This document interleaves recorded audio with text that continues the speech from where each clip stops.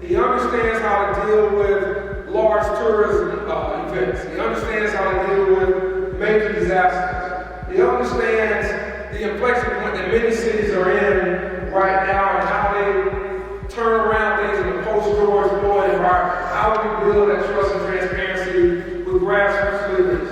And also how do we make sure that we support our men and women in uniform. With that said, this time I'd like to introduce the next Chief of Police for the Montgomery Police Department, Darryl Albert. Thank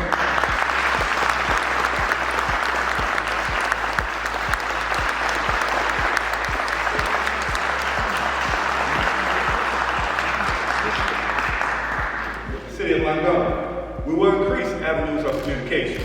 We will build that public trust. We will forge relationships. And we will make the city of Montgomery a better place to live, work, and play.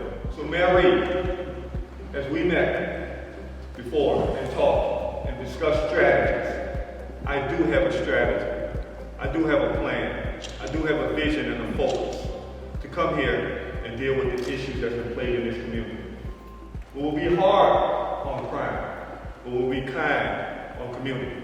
Well, when I say tough on crime and kind on the community, we don't do this alone. Law enforcement cannot do this alone. It is community-based. We must have support from the community. So, the better service that we give the community is the way we respond to the community, the way the community responds to us. So we look forward to working with the community, the faith-based, the businesses, and then we're gonna take that to another level.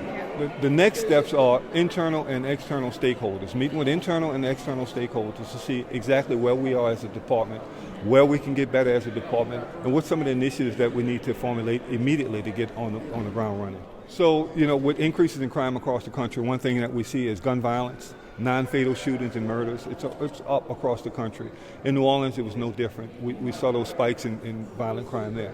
When we look at that, we have to look at, when someone wants to carry a gun, someone wants to use a gun for violent crime and for criminal activity, a lot of times the local courts will give what's allowed by the local courts. But, we got state, federal violations that we can impose, and that's what we're going to look at. We're going to look at aggressive federal violations through the ATF on getting those cases picked up. And we're going to look at RICO cases, the conspiracy cases, mandatory jail sentences. That message has to go out to the community that we will not tolerate gun violence in this community.